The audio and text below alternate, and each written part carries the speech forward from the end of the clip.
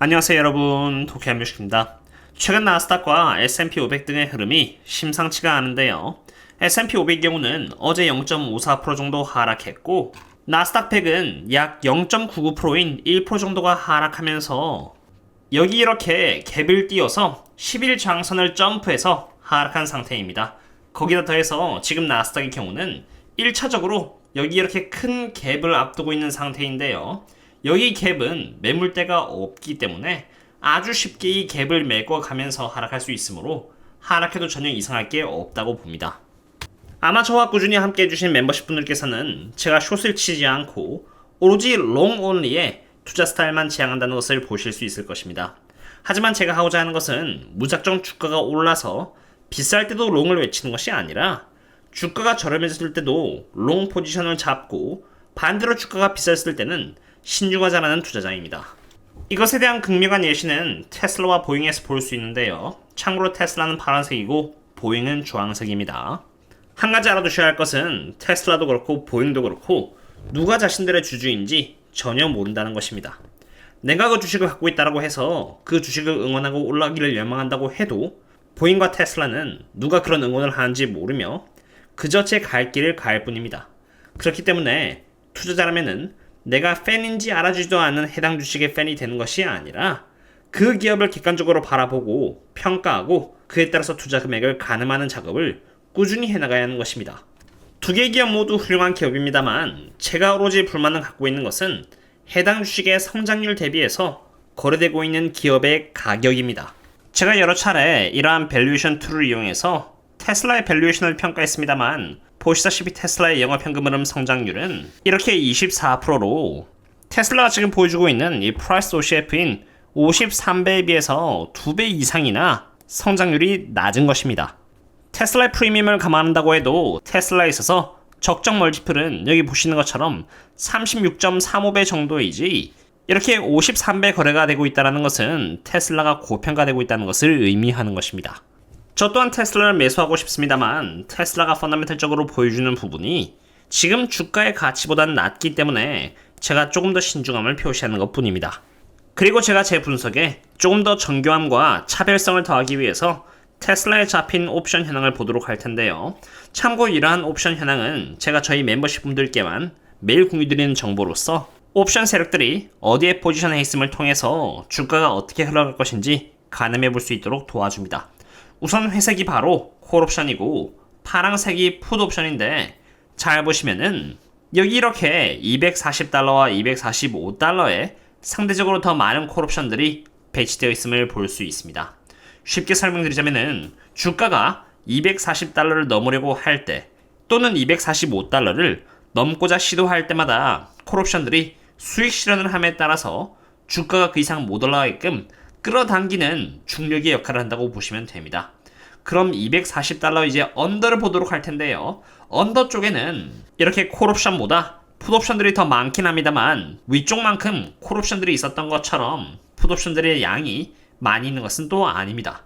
풋옵션들의 양이 위쪽의 콜옵션처럼 많았다면은 풋옵션들이 수익 실현을 함에 따라서 더 이상 테슬라가 떨어지지 못하게끔 지지선 역할을 할 것입니다만 풋옵션의 물량이 이렇게 보시는 것처럼 생각보다 적기 때문에 주가가 하락할 때 하락하는 힘이 강하다면은 풋옵션들이 수익 실현을 하는 과정에서 소멸이 되면서 더 아래쪽에 잡힐 수가 있고 그 과정에서 주가는 더 내려갈 수 있게 됩니다.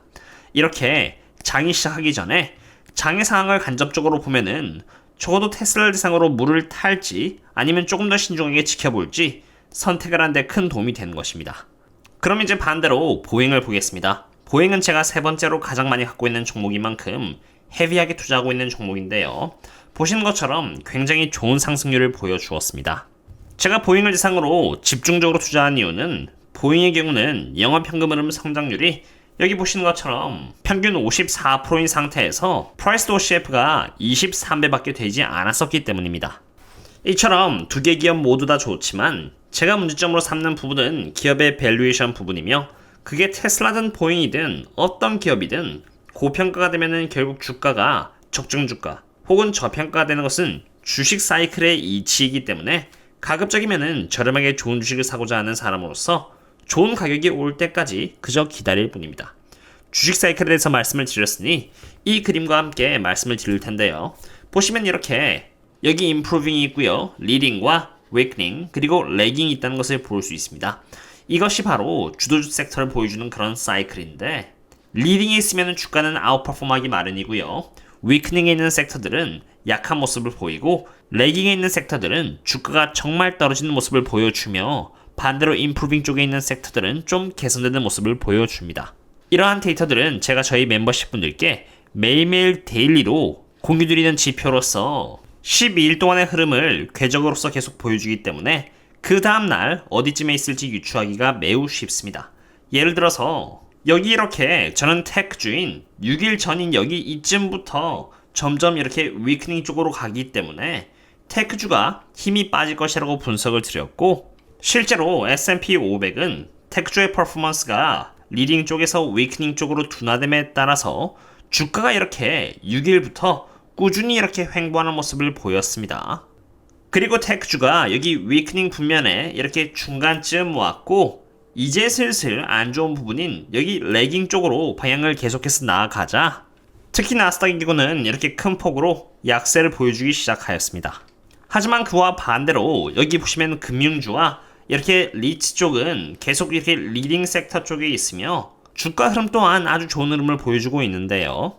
제가 저희 멤버십 분들께 미리 이렇게 리얼티 인컴은 저평가이니 투자해도 전혀 나쁘지 않다라고 추천드린 것처럼 그때 이후로 주가는 무려 17%나 올랐고 사실 리얼티 인컴과 같은 6%의 월 배당을 주는 기업을 대상으로 이렇게 높은 시세 차익을 내는 것은 정말 힘들다는 것을 감안했을 때 매우 많이 오른 것입니다. 게다가 추가로 여기 보시는 것처럼 리얼티 인컴은 여기 리딩 분면에 있기 때문에 크게 걱정이 되지 않으며 심지어 이 기업은 보수적으로 바라본다고 했을 때 약 15%나 여전히 저평가이기 때문에 제 입장에서는 리얼티 인컴을 대상으로 시세 차익을 낼 필요도 없으며 그저 꾸준히 배당을 받아 먹으면서 떨어질 때 조금 분할 매수를 하면서 갖고 있기만 하면 되는 것입니다. 왜냐하면 리얼티 인컴은 저평가 기업이기 때문입니다.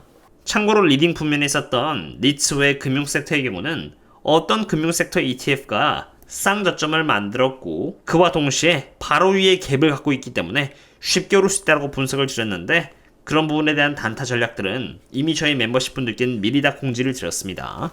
지금까지 주도주 섹터 로테이션 현황에 대해서 설명을 드렸고요.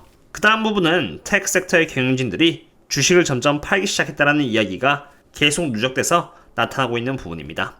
우선 테슬라인데요. 테슬라의 CFO 타네자는 4,000주를 11월 말에 팔았다고 전해지고 있고 11월 29일 날 팔기 전에는 또 9월 5일 날 이렇게 8,177주를 팔았다고 하였습니다. 하지만 이게 전부는 아닙니다. 메타의 CEO 마크 zuckerberg는 191년 달러치의 주식을 이렇게 11월 달에 팔았는데 이것이 2년 만에 처음으로 팔았기 때문에 화제가 되고 있습니다. 메타뿐만이 아니라 아마존의 전 CEO인 제프 베이조스도 아마존의 주식을 11월 달에 241년 달러치의 주식을 팔았다고 발표가 되었습니다. 저도 그들이 어떠한 이유로 주식을 팔았는지는 모릅니다. 하지만 제가 알고 있는 것은 적어도 빅테크주는 저평가가 아니라 고평가라는 것이고요. 이처럼 성장주가 집결되어 있는 여기 SPYG를 가치주인 SPYV로 나눴을 때 2023년 초부터 여기 말까지는 SPYG가 꾸준히 올라가면서 이렇게 우상향하는 모습을 보여주었지만 최근 가치주인 SPYV가 올라가고 반대로 분자에 있는 SPYG가 약세를 보이면서 이렇게 헤드앤숄더가 잡혔고 여기 빨간 색깔 트렌드에 벗어나는 흐름을 이렇게 완전히 보여주었다는 것입니다. 이러한 흐름을 저는 예전부터 계속 관찰해 왔고요. 주도주 섹터 로테이션에서도 가치주가 이렇게 아웃퍼폼하는 모습을 방향적으로 이렇게 보여줘 왔기 때문에 특히나 이러한 저평가 종목들을 선정해서 말씀을 드릴 수 있었던 것입니다. 물론 어제 알래스카 에어라인의 경우는 인수를 발표하면서 주가가 하락했지만 저는 장기적으로 이러한 부분이 더 좋은 기회가 될 것이라고 보고 있습니다. 제가 멤버십 분들 상으로는 텔레그램을 통해서 많이 서포트를 해드리고 있는데 사실 질문이 너무 많이 오는지라 이제 새로운 분들을 멤버십으로 받기가 점점 힘들어지는 것 같습니다. 어느 정도 이상은 이제 못 받을 것 같고요. 그리고 사실 오늘 다룬 내용 말고도 CTA라던가 어떠한 부분이 또 주가에 영향을 미치는지 또한 추가로 분석을 해놨는데 그 부분들은 시간적인 문제로 인해서 멤버십 분들께만 따로 공유를 해놓도록 하겠습니다. 그럼 다음에 또 만나요. See you later.